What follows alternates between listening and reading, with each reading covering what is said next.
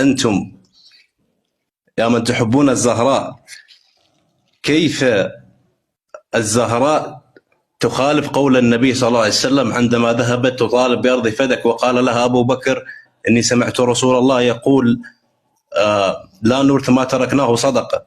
ليش تخالف كلام النبي؟ يعني النبي ما يرث؟ النبي ما يرث. شلون أبو بكر ورث خاتم النبي؟ لا، إرث. هذا الخاتم أغراض النبي لحد الآن موجودة، لكن إرث هذه أرض. يعني هو ما يرث كل شيء، ما يرث لو بس الأرض ما يرثه، لو بس الأرض. يعني النبي كتب جاء لجبريل قال يا محمد كل شيء ترث بس الأرض، هي مستقبل فاطمة تطالب بيه، يعني بس الأرض ما يرثه. يعني الخاتم عادي يجي واحد يورثه ويكتبه، ملابسه عادي يجي واحد بس